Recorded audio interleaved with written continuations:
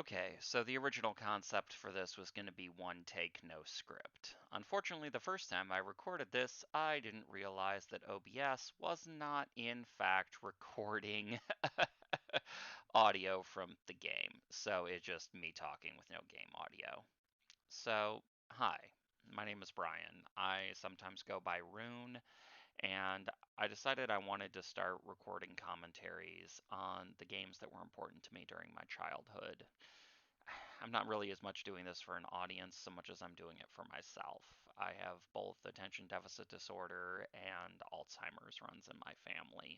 So while right now I haven't experienced any significant mental degeneration, apart from my usual problems with working memory, there may come a day where I don't have memories about these games anymore, and I would like to hold on to them as best that I can. So a lot of games. I played a lot of games over the last 36 some odd years. I was borderline born with the controller in my hand, and my family had an Apple II growing up. And one of the very first games I have concrete memories of was Archon. And while I don't have access to that Apple II anymore, and I don't really want to go through the hassle of trying to find the Apple II version of this game, this remake that came out in 2000 will suffice for commentary purposes. My brother and I used to play this game a ton when we were kids, and we had the keyboard and we had the joystick. I think there were technically mouse controls. This was back in the day when gamepads were a luxury. Not every person in the world out there just had a Xbox controller that you could pop into a USB port and call it good. But now I do, so that's going to make life a little easier. And plus, I don't have my brother with me to fight with anymore over the keyboard controls. So, there we go. But I'm going to play as the dark side because that is what I always played as a kid because I thought it was more powerful. It has some of my preferred units. Ultimately, when you play this game, it is actually fairly balanced. I'm going to play with the secondary abilities on just to keep the game a little more interesting, but back in the day, the alt fire for these units didn't actually exist. So the game's going to have a little more depth and a little more nuance than it did back in 1986 when I was playing it. Like I said, the game started in 1983. And it is taking 100 million years to load. There we go.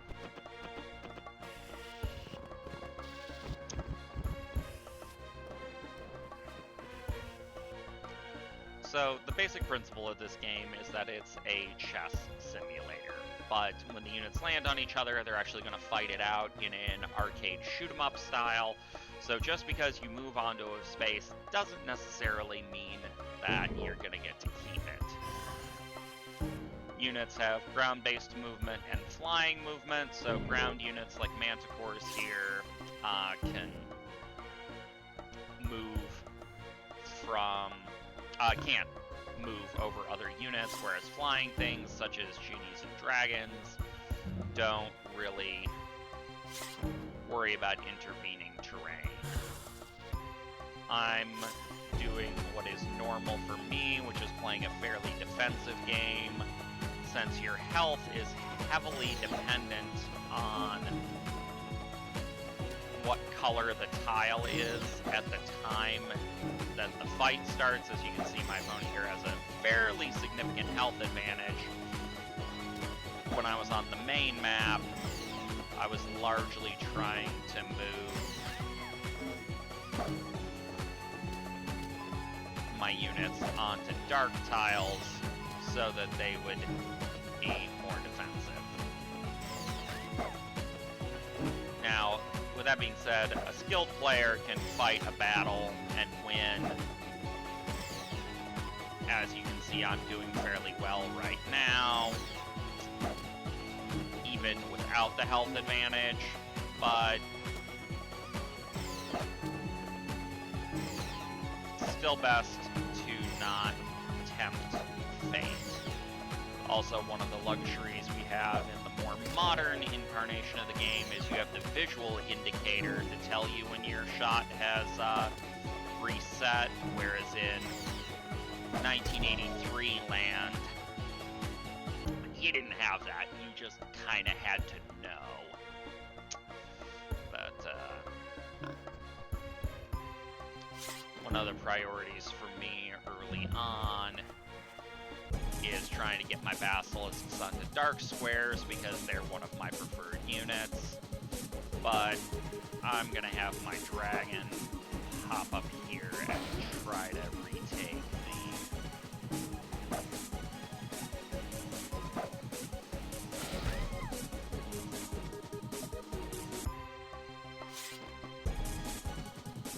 the space while the opponent is injured. Alright, so this is a knight. The knight for them is a melee unit, so in theory, he should stand almost no chance against me, but apparently those landmine things are actually subjective to friendly fire. Also, I have to remember that in the current version of the game, knights have shields. That was not a thing in the original version. So far this match is not going very well for me. But let's try and nuke out a unicorn. Just because in general, I don't very much like them.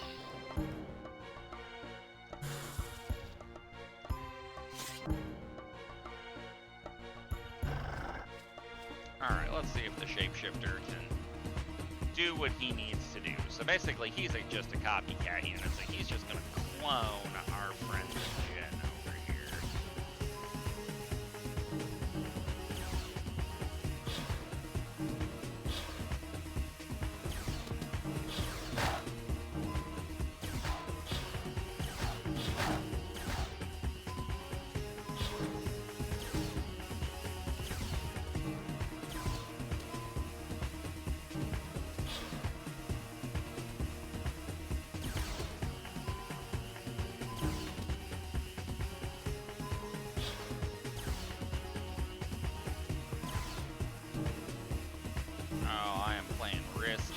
Getting this close to his happy ass.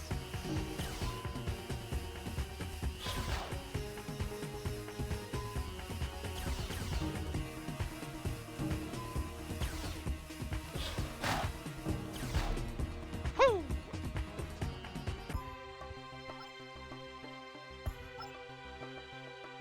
Yeah, him spending the revive to get the Jin back is not likely. Oh, yay, Shapeshifter gets back full health because Shapeshifters are weird. So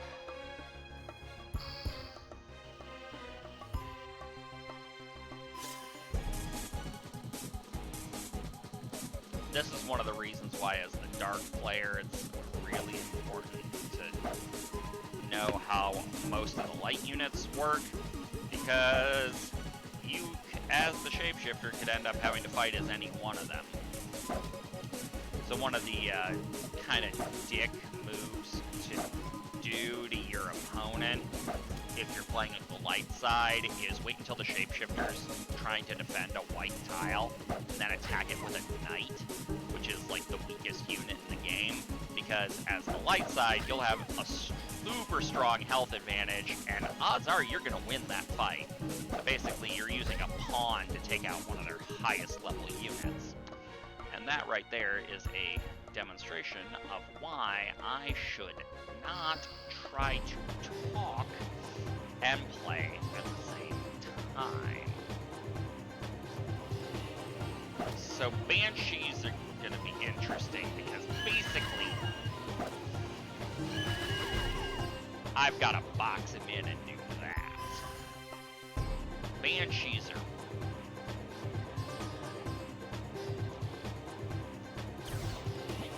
Yep, we're gonna watch that.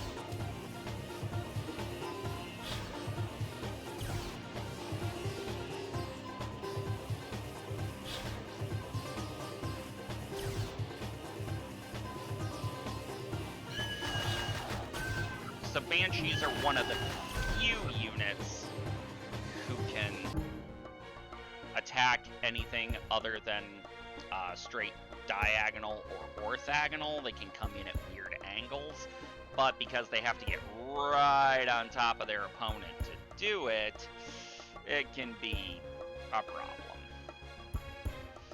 So that Jin's about half health.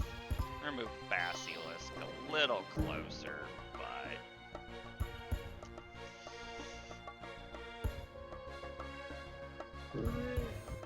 Let's get the troll moved somewhere. Alright, so he's gonna come at somebody. Alright, he's gonna come at my troll where I have the advantage. That's interesting.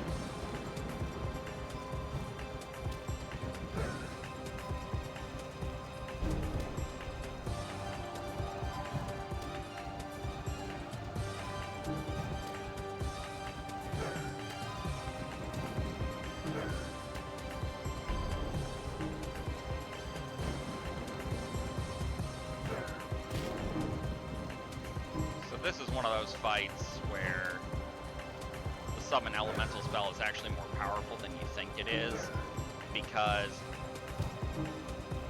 all this does is make a drain on my resources. If I win, I get nothing out of it other than him burning a spell. But any damage he gets on me will persist and make my life difficult. Of course, that is unless I proceed to just completely decimate him in that fight. Let me check my spells real quick and see what I got. I've got Revive, Heal Exchange. Do I want my Shapeshifter back?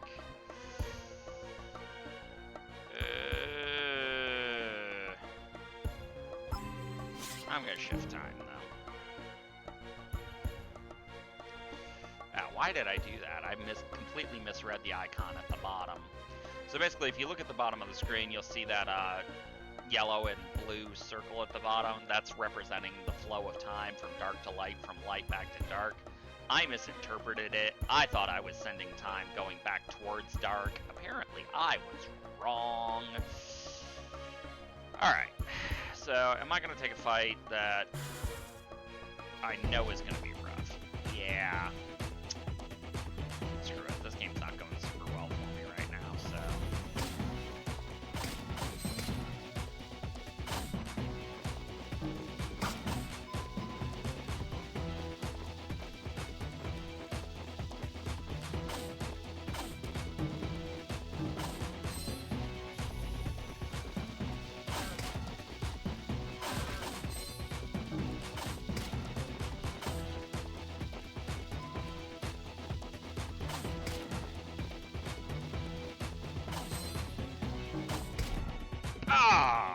Did that to myself. The sad part is that in the game I recorded without audio, I actually won that game. So, that's a little disappointing.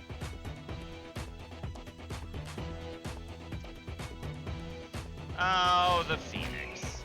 So, luckily for me, the AI in this is pretty damned stupid and doesn't use the Phoenix explosion defensively. So the Phoenix attacks by blowing itself up. By blowing itself up,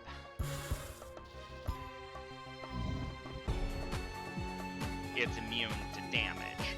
But thankfully for me, the AI, at least on this difficulty, is too stupid to do that defensively. So my dragon was basically just able to take one of their most powerful units and completely eat it for breakfast. Don't get me wrong, the dragons want to do that anyway,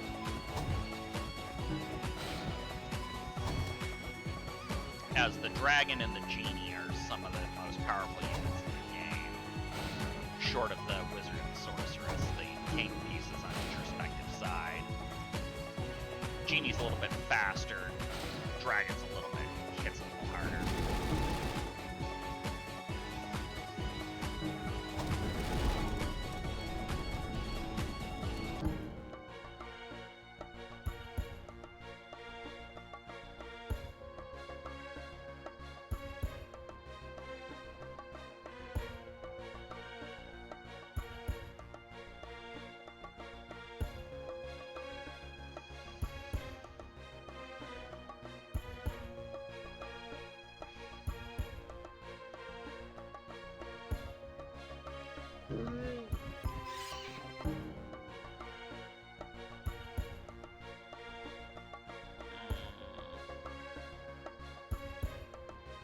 I decide what I want to do. Actually, I think I'm gonna... You know what? Let's bring the shapeshifter back.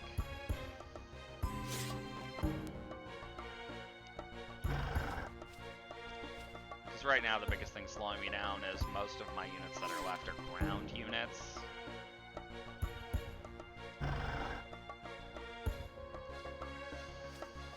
Here, let's go screw with the opponent. Why not? This game is not going super great for me, so let's...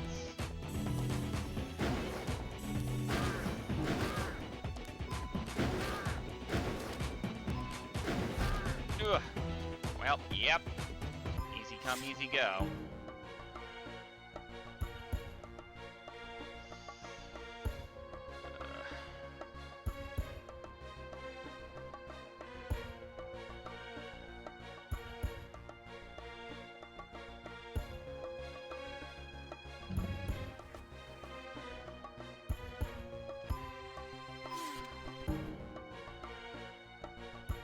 So I have to be super careful right now, is because if for any reason he should take out my sorceress, that would have been game, because one of the two ways to win is to control all the power points, the other one is to just total annihilation.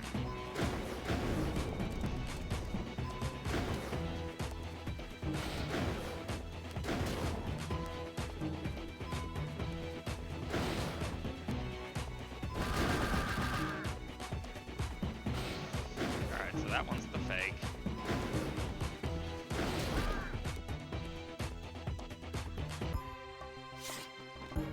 The biggest problem with this is that your opponents... The fake can hurt you.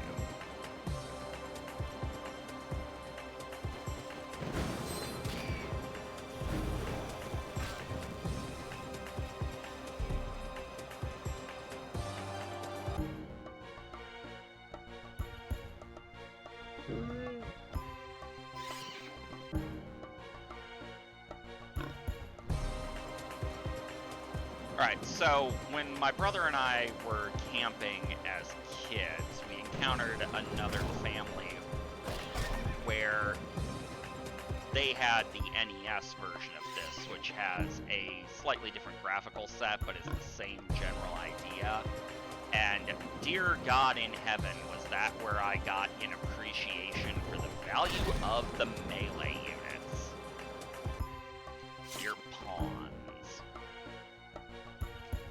So this game is probably not going to result in a victory for me, because just looking at the landscape.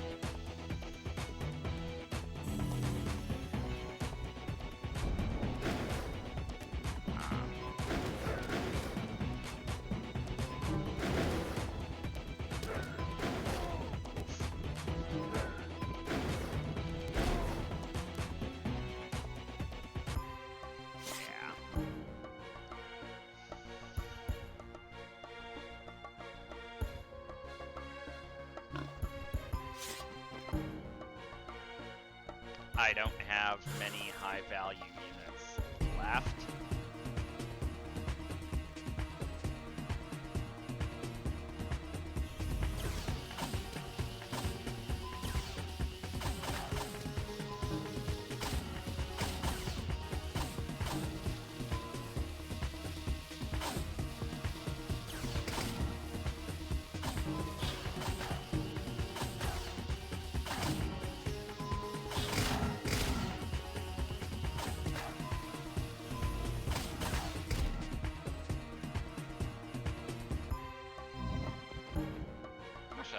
still have heal left, right? So other things that's important to know is that you can't cast magic onto units that are holding power points. So thankfully for me, he's got most of his health back. Ah, shit. I didn't realize that heal was still selected, so that was a waste of a spell.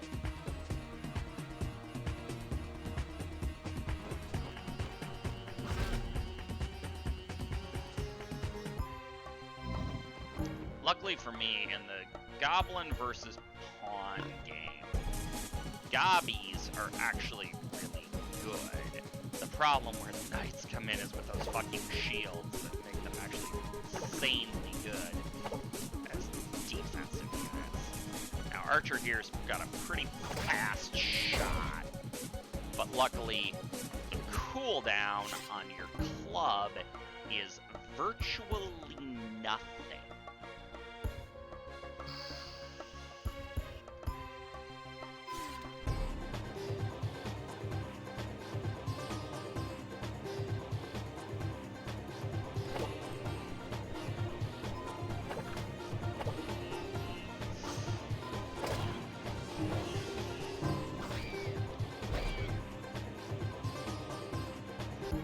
So, like I said, thank you to Random Girl my family meant camping Memorial Day weekend, because before we had met her, I would have never given the Knight or the Goblin time of day. However,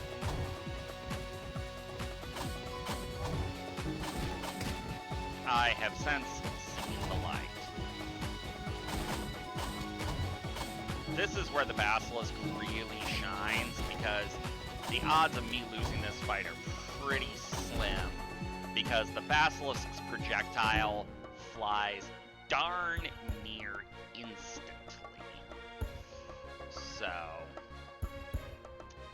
plus all my opponent has left is Knights. So basically what I need to do is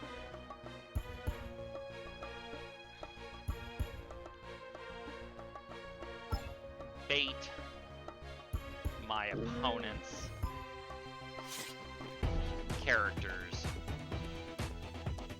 Basically make it so that he's gonna have to move his wizard off the power point. And as long as I have more pieces than him, I should be able to, I might actually pull this off.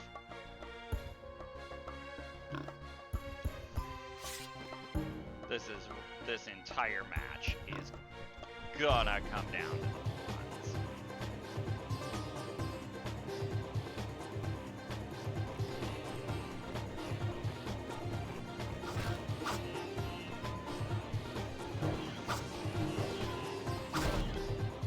Woo!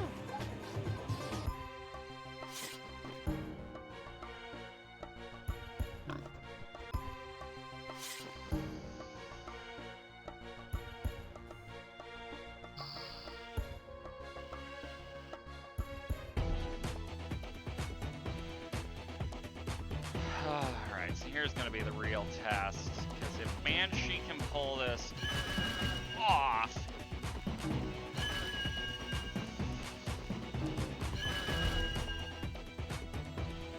Banshee can just run around the board and clean house on the Knights.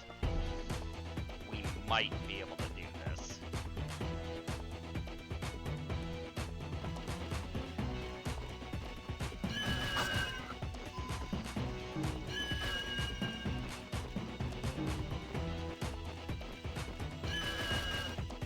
Basically the trick to it is I've got to get the Knight stuck on a piece of terrain and attack him through it with the Scream.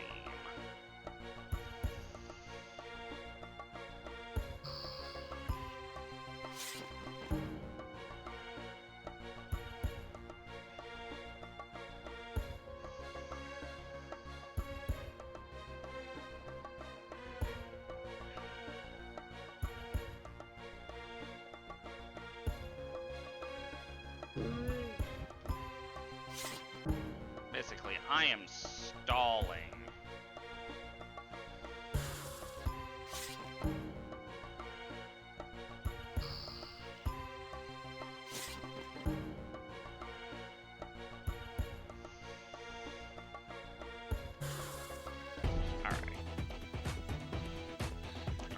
key to this one is going to be to spawn the babies, get the babies to proc the shield activation, and not do that.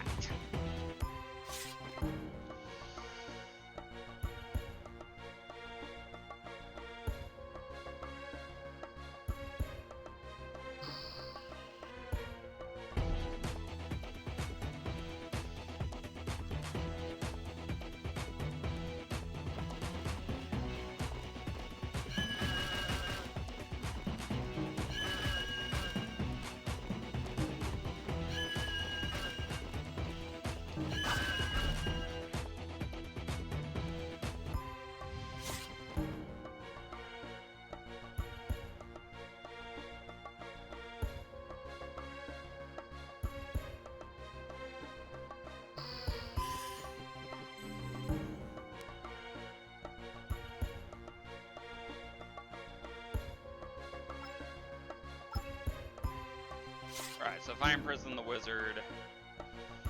Alright, this is basically what it comes down to.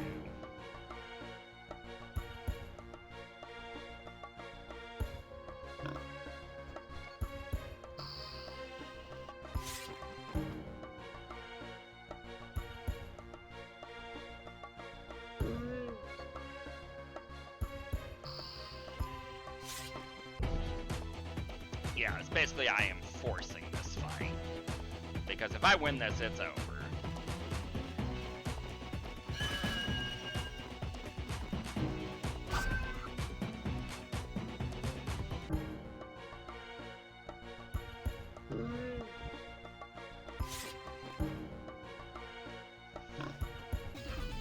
There we go.